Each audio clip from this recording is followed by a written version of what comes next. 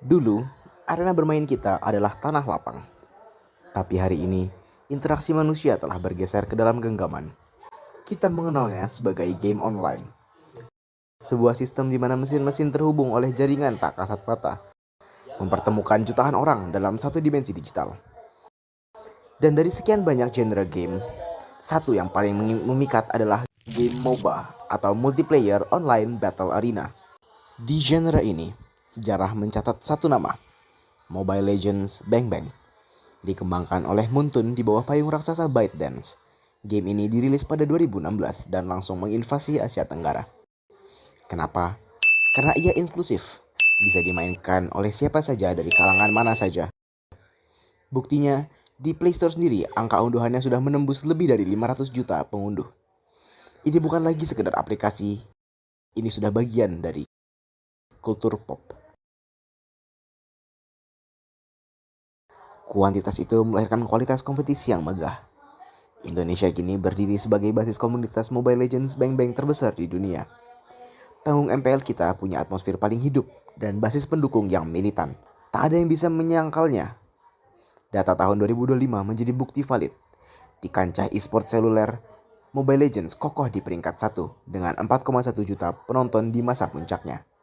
Sebuah dominasi mutlak yang meninggalkan kompetitornya jauh di belakang. Semua ini terlihat sempurna, bukan?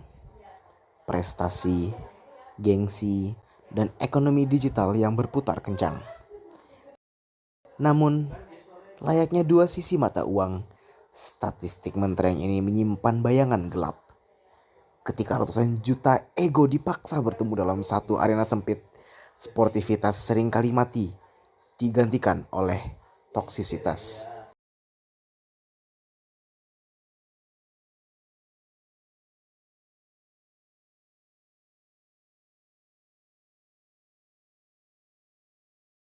Toksisitas, sebuah istilah yang sering kita dengar tapi jarang kita bedah maknanya. Dalam ekosistem Mobile Legends Bang Bang, ini bukan sekedar omongan kasar, namun merupakan serangan psikologi sistematis yang terjadi di kolom chat atau melalui voice chat. Apa saja bentuknya, mari kita lihat lebih dekat. Untuk yang pertama, kita ada agresi verbal. Saat permainan tidak berjalan sesuai rencana, mekanisme pertahanan diri dari pemain adalah untuk menyerang rekan setim. Ragunanya keluar, kata-kata kotor berhamburan. Tujuannya bukan lagi untuk menang, tapi untuk melampiaskan ego yang terluka. Di sini, tombol chat lebih mematikan daripada skill hero. Di tingkat kedua, ada diskriminasi SARA. Karena server kita mempertemukan pemain dari berbagai negara, game ini seringkali berubah menjadi forum rasisme terbuka. Hinaan terhadap bendera, stereotip etnis, hingga perpecahan antar negara tetangga menjadi makanan sehari-hari. Ironis, kita satu server, tapi saling membenci hanya karena ada perbedaan dalam bendera di profil akun. Dan yang paling meresahkan diantaranya, bagi pemain perempuan, seksisme. Land of Dawn adalah tempat yang tidak ramah. Pelecehan seksual verbal, anggapan remeh, hingga stigma beban sering mereka terima hanya karena gender mereka.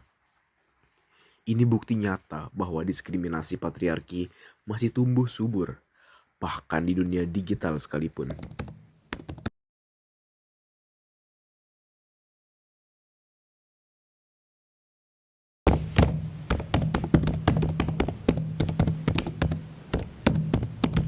Kalau payah-payah toksik itu pasti setiap kalau kita main ML itu pasti setiap gamenya pasti ada gitu, cuman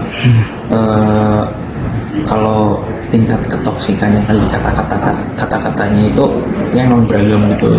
Dan menurutku yang paling emang menurutku ini pandanganku aja itu ya mereka yang udah sampai di mana kata toksiknya itu menghina ke misal kayak yatim lah atau apa, itu menurutku ya itu kayak nggak selayaknya diucapkan sebagai bentuk ekspresi kemarahan gitu.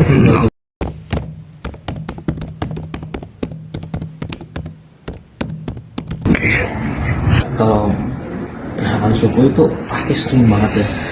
Apalagi mungkin bisa yang sering aku temuin itu ketika banyak player yang mengolah-olah itu dengan sebutan kayak jawir ataupun jawa-jawa jauh gitu ya, banyak banget yang seperti itu gitu sih. Apalagi misal ada yang lain juga, misal Medan lah atau itu per daerahnya pasti bakal kena bully gitu, itu sering banget. Jadi pembawaan suku atau agama itu udah keseharian ya di MLBB. Benar-benar kayak itu, mungkin kalau kita bermain Mobile Legends 10 kali dalam sehari itu mungkin kita kayak udah dipastikan bakal ketemu dengan player yang seperti itu sih.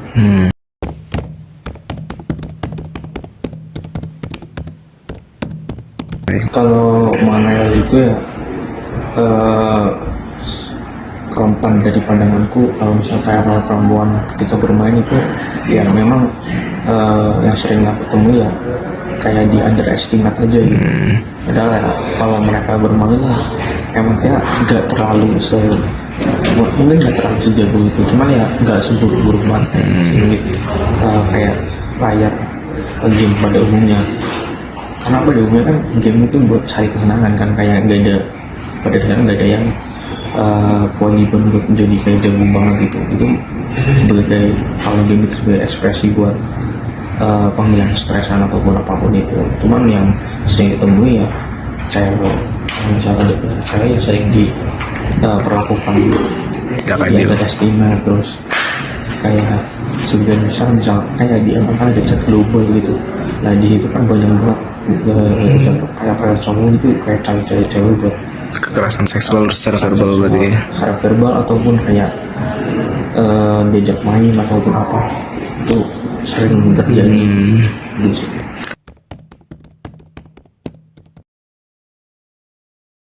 Mythical Immortal lah bos, ya kali epic. Jungler atau Godline tukang gendong lah pokoknya lah. Asik. Ya kira-kira bisa 5-8 jam, tergantung win streaknya berapa kali. Ya sering sih, kayak udah makanan sehari-hari, kayak bisa 2-24 jam kena mute. Ya biasa lah.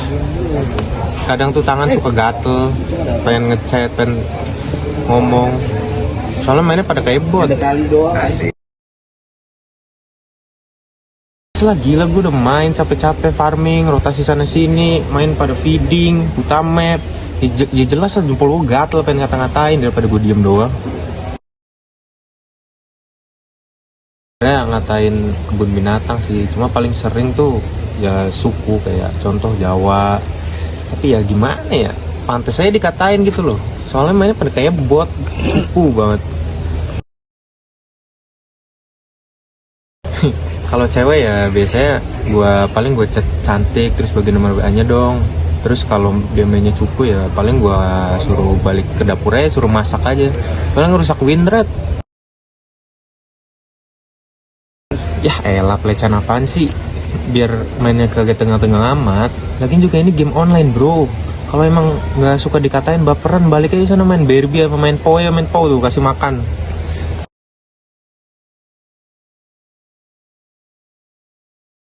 Gini ya bro, ini Land of Down, bukan tempat lu ngaji. Di sini mental lu tuh diuji. Gue maki-maki tuh sebenarnya biar musuh kena mental, atau biar temen gue yang noob itu mainnya jadi bener. Lagi pula di dunia maya, kita di sini pakai topeng. Avatar gue juga bukan muka asli gue, nama gue juga nickname. Jadi bebas dong mau ngomong apa aja. Itu seni main game, justru itu seni main game online. Kalau dikatain dikit aja langsung kena mental, lo berarti nggak cocok di sini. Kita tuh nyari kemenangan, bukan nyari teman curhat.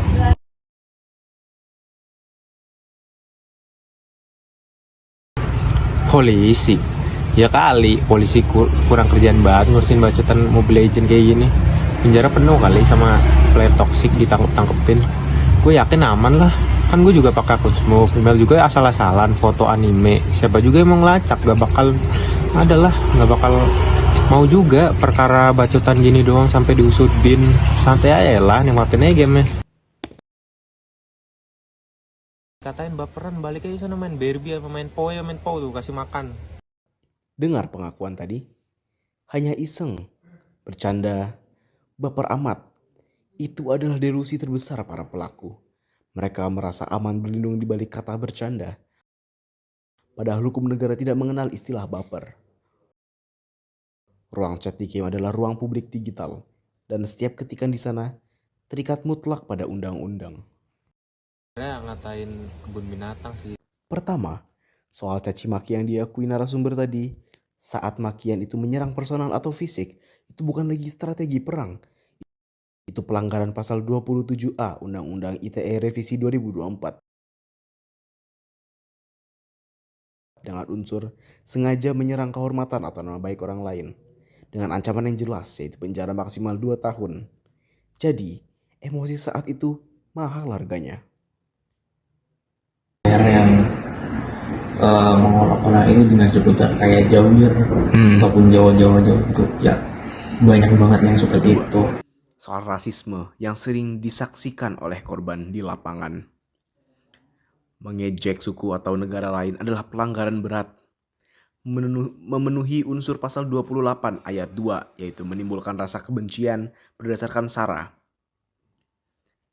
Dengan ancaman 6 tahun penjara, delik ini serius dan bukan hanya lelucon tongkrongan. Kalau cewek ya biasanya gue chat cantik terus bagi nomor WA-nya dong. Nah, ini yang paling penting. Khusus untuk pengakuan soal iseng ketika menggoda pemain perempuan.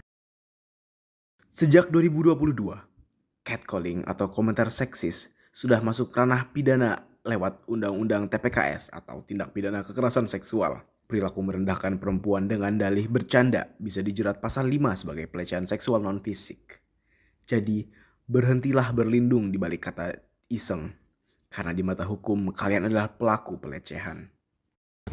Lagi pula di dunia maya kita di sini pakai topeng. Avatar gue juga bukan muka asli gue, nama gue juga nickname. Jadi bebas dong mau ngomong apa aja. Dan satu lagi, jangan merasa pintar karena pakai akun palsu. IP address dan device ID tidak bisa bohong. Polisi cyber bisa melacak siapa manusia asli di balik akun tersebut. Etika dan hukum tetap berlaku, bahkan di Land of Dawn sekalipun.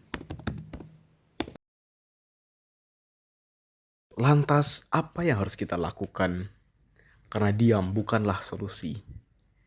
Jika kalian menjadi korban, langkah pertama adalah kumpulkan bukti, screenshot percakapan, rekaman layar, dan catat ID pelaku. Kemudian, Anda bisa menggunakan fitur report di dalam game, dan jika batas toleransi sudah dilanggar, laporkan atau bawa bukti tersebut ke ranah hukum. Tapi, hukum hanyalah obat terakhir. Obat utamanya ada di mindset kita. Kita harus sadar bahwa di balik layar avatar hero yang gagah itu, ada manusia yang punya hati dan harga diri. Sudah saatnya kita kembalikan Land of Dawn sebagai arena adu skill, bukan adu mulut.